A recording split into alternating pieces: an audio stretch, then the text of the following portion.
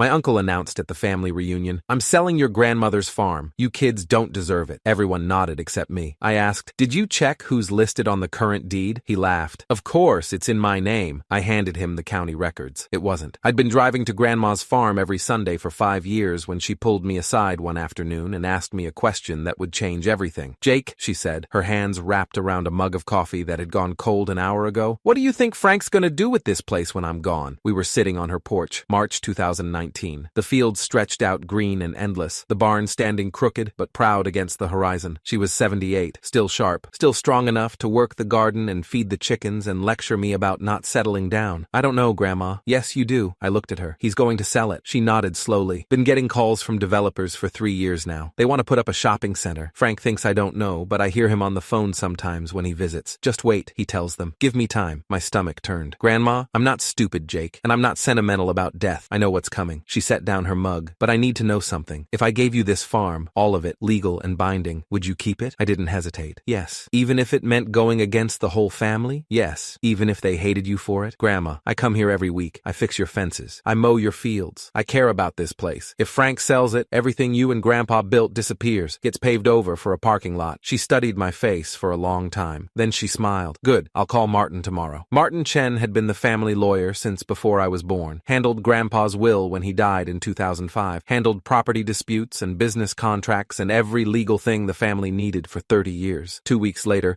Grandma called me back to the farm. Martin was there. So was Dr. Patricia Hoffman, Grandma's physician of 12 years. "We're transferring the deed," Grandma said simply. "Martin's drawn up the paperwork. Patricia's here to certify I'm mentally competent to make this decision. You're going to own this farm, Jake, but I need you to promise me something. Anything. Don't tell anyone. Not yet. I want to see what Frank does, whether he'll honor my wishes or try to cash out the second I'm gone. You really think he'd? I know he will, and I want him to show everyone exactly who he is." We signed the papers that day. Grandma transferred the full 127-acre property, house, barn, fields, everything, into my name. Martin witnessed it. Dr. Hoffman certified Grandma's mental capacity. We filed it with the county clerk's office 3 days later. Official, legal, irreversible. And then we waited. Grandma died on November 3rd, 2021. Pancreatic cancer. Fast and brutal. She'd known for 6 months but told no one except me and Dr. Hoffman. Didn't want the fuss, she said. Didn't want Frank circling like a vulture. The funeral was massive. Every cousin, aunt, uncle, and family friend packed into St. Joseph's. Frank gave a beautiful eulogy about how much she meant to him, how she'd taught him the value of family and hard work. I sat in the third row and said nothing. At the wake, Frank pulled me aside. "I'm the executor of the estate," he said. His cologne was too strong, his suit too expensive for a man who claimed to be struggling. "There's going to be a lot to sort through. The farm, her accounts, personal items. It'll take time. I'm sure you'll handle it well." "I will. And Jake?" He gripped my shoulder. "I know you were close to her. If there's something specific you want, a photo, a piece of furniture, let me know. Family comes first." I nodded. "Thanks, Uncle Frank." He had no idea. For the next 18 months, I watched Frank operate. He moved into Grandma's house 2 weeks after the funeral. Just temporarily, he told everyone, until we figure out what to do with the property. He stopped maintaining it almost immediately. The barn's roof started leaking. I offered to fix it. Frank said no. Too expensive. Not worth it. The fences broke. I offered to replace the posts. Frank said no. We're selling anyway. Why bother? The fields grew wild. I offered to mow. Frank said no. Let it go. The developer doesn't care. Every Sunday, I still drove out there, walked the property, took photos of the decay, documented every broken promise, every neglected corner, every sign that Frank was letting Grandma's legacy rot so he could justify selling it to the highest bidder, and I waited. The family reunion happened on July 15th, 2023. 40 people in Grandma's backyard, burgers on the grill, kids running through the overgrown fields, everyone pretending everything was fine. Frank stood up at 3:47 p.m. with a glass of lemonade raised like he was proposing a toast. "I want to talk about the farm," he said. The chatter died. "It's been in the family for 80 years. Grandma and Grandpa built something incredible here, but times change. The property taxes are killing me. Maintenance costs are through the roof, and I just got an offer I can't refuse." My Aunt Sarah, Frank's wife, nodded along like this was rehearsed. "Frank's been managing this property for years. He deserves to make the decision that's best for everyone. A developer wants to buy it," Frank continued. $2 million.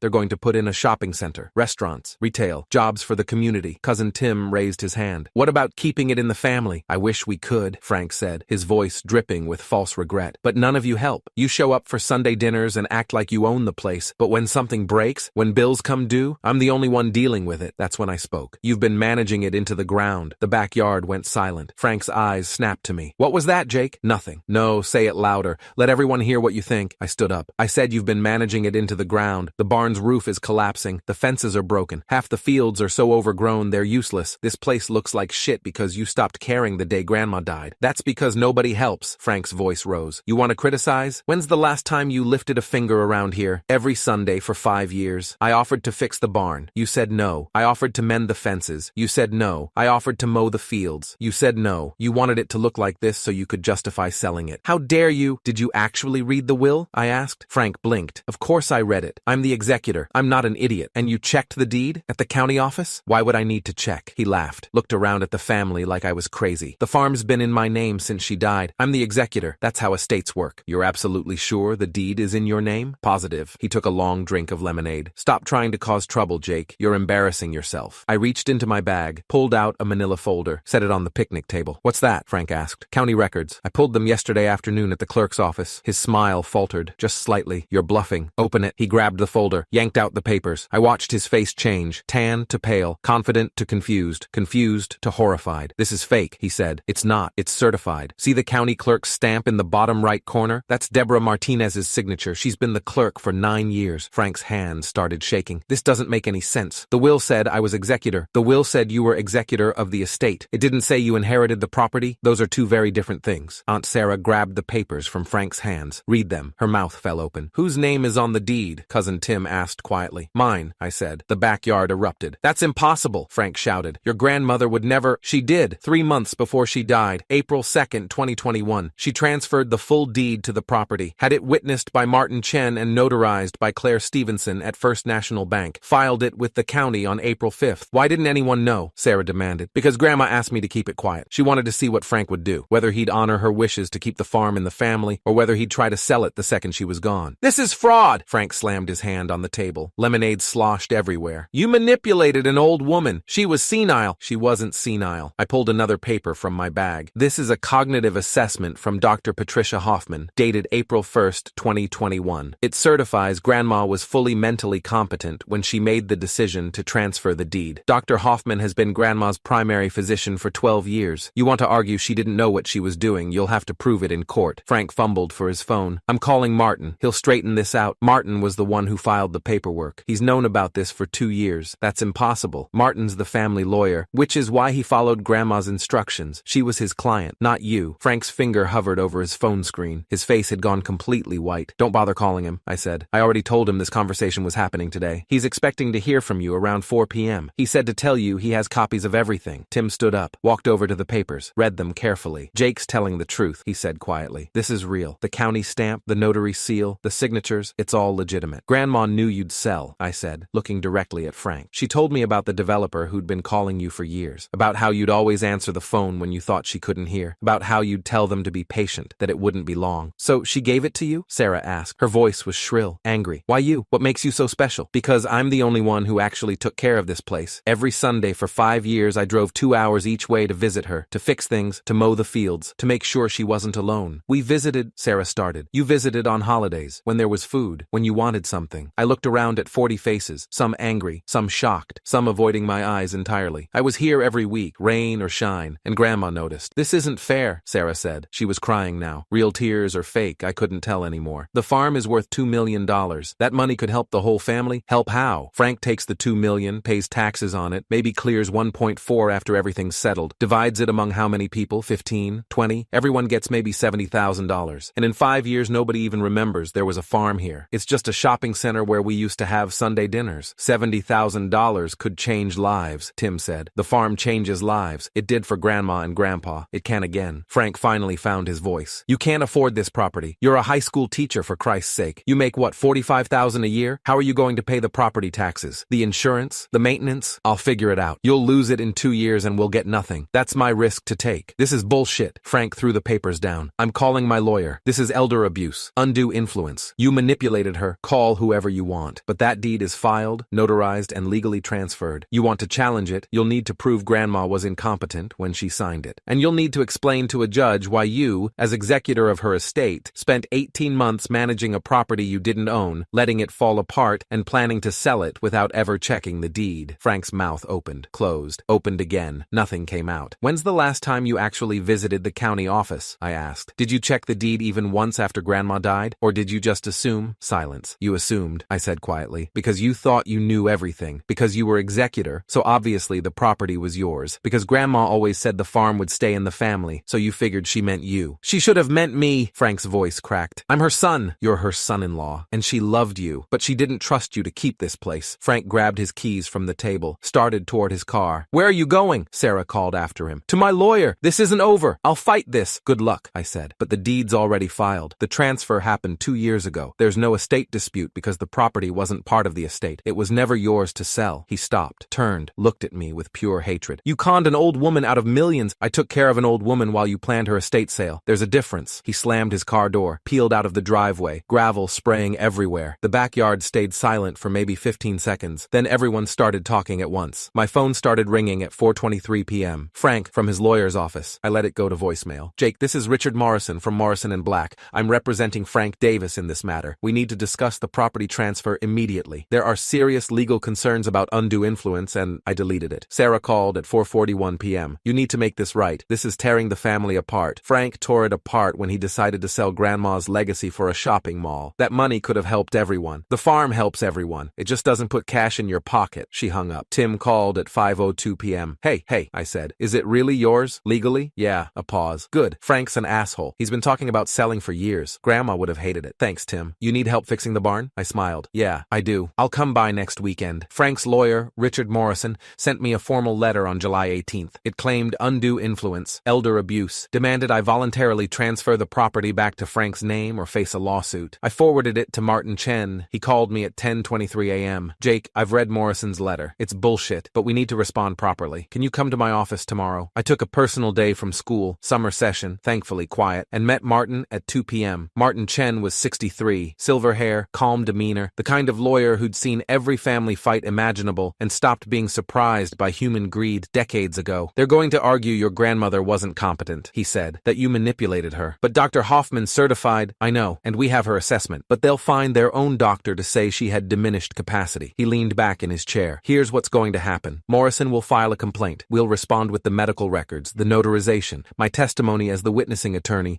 and the bank notary's statement. We'll prove the transfer was legitimate. How long will that take? 6 months, maybe 8. But Jake, they're going to make this ugly. They'll question your relationship with your grandmother. They'll dig into your finances, looking for any evidence you pressured her. They'll try to paint you as greedy. I visited her every week for 5 years. I have photos, receipts from supplies I bought to fix the place, text messages with her. I have proof. Good, because you're going to need it. The lawsuit was filed on August 2nd, 2023. Frank Davis versus Jake Morrison. Complaint for constructive fraud and undue influence. It claimed I'd manipulated Grandma during her declining mental state, that I'd isolated her from family, that the property transfer was invalid because she lacked capacity to understand the consequences. Morrison requested the deed be nullified and the property returned to the estate. Martin filed our response on August 24th. It included Dr. Patricia Hoffman's cognitive assessment from April 1st, 2021, my testimony as witnessed by Martin Chen, notarization records from Claire Stevenson, 5 years of text messages between me and Grandma, photos showing my regular visits and maintenance work, receipts for supplies, materials, and repairs I'd personally funded, testimony from 3 neighbors who confirmed my weekly presence. Morrison tried to depose Dr. Baus Hoffman on September 15th. She destroyed him. Mrs. Davis was one of the sharpest people I've ever treated, Dr. Hoffman testified. At 78, her cognitive function was better than most 60-year-olds. She knew exactly what she was doing when she transferred that property. But didn't she have cancer? Morrison asked. Pancreatic cancer, diagnosed in May 2021. But the transfer happened in April, and cancer doesn't affect cognitive ability unless it metastasizes to the brain, which hers never did. Couldn't the stress of her diagnosis? No, she was lucid, articulate, and deliberate. I was present when she explained her reasoning to Jake and Martin. She wanted the farm to go to someone who would preserve it. She specifically said she didn't trust Frank to keep it. Morrison's face went red. She said that? Word for word. Frank will sell it the second I'm gone. I know he will. I want Jake to have it. The deposition transcript was brutal. Martin sent me a copy with a note. This is over. They know they can't win. On October 3rd, 2023, Richard Morrison called Martin directly. My client is willing to settle. There's nothing to settle, Martin said. The deed is legitimate. Frank is willing to drop the lawsuit if Jake pays him $500,000. Compensation for the work he put into managing the estate. Martin laughed. Frank managed nothing. He let the property decay for 18 months. Jake's not paying him a cent. Then we'll see you in court. Looking forward to it. The trial date was set for December 11th, 2023. But on November 29th, Morrison withdrew the complaint. No explanation. No settlement. Just a one-page Page notice. Plaintiff voluntarily dismisses all claims with prejudice. Martin called me immediately. It's over. Frank gave up. Why? Because he knows he'll lose, and because dragging this out costs money he doesn't have. Morrison probably told him he's wasting legal fees on an unwinnable case. I sat down in my classroom, 5th period planning block, students at lunch, and felt something I hadn't felt in months. Relief. So, the farm is mine? The farm is yours. Legally, permanently, yours. I saw Frank one more time. December 18th, 2023. I was at the farm fixing the barn roof with Tim and 2 of my teacher friends. Frank's truck pulled into the driveway. He got out slowly, looked older than I remembered, thinner, tired. Jake, Frank, can we talk? I climbed down from the ladder. Sure. We walked to the edge of the field. Tim watched from the barn but didn't follow. I was wrong, Frank said finally. About a lot of things. I waited. Your grandmother, she knew me better than I knew myself. She knew I'd sell, and she knew you wouldn't. He looked out at the fields. I convinced myself it was about being practical, about giving everyone a piece of something valuable, but really, I just wanted the money. Yeah, I'm sorry. For the lawsuit, for what I said at the reunion, for letting this place fall apart. Okay, that's it? Just okay? What do you want me to say, Frank? That it's fine? That we're good? You spent 18 months planning to bulldoze Grandma's memory. You sued me for trying to save it. I'm glad you're sorry, but we're not friends. He nodded slowly. Fair enough. He started back toward his truck. Frank, he turned. If you ever want to come visit, see the place. You're welcome. This is still family property. His eyes got wet. Thanks, Jake. He drove away. I went back to the barn. You okay? Tim asked. Yeah, I am. It's been 18 months since the reunion. The barn has a new roof. The fences are mended. The fields are mowed and planted. Corn on the east 40, soybeans on the west. I hired a part-time farmhand, Carlos Mendez, who lives in the old foreman's cottage and helps maintain everything. He's teaching me things Grandpa used to know that I never learned. Tim comes by most weekends. So does my girlfriend Rachel, who grew up on a farm in Iowa and knows more about crop rotation than I ever will. We host Sunday dinners again, smaller than Grandma's. 8 or 10 people instead of 40, but the ones who come actually care about keeping this place alive. Frank hasn't visited. Sarah sends passive-aggressive texts every few months about family unity and forgiveness. I don't respond. Some people thought I should have taken Frank's settlement offer. $500,000 is a lot of money for a high school teacher, but this place isn't about money. It's about legacy, about honoring the woman who spent 50 years building something that mattered and trusted me to keep it alive. Last week I was walking the property at sunset, the fields golden in the fading light, the barn standing solid and repaired, and I thought about the family reunion, about Frank's face when he realized the property he'd been planning to sell for $2 million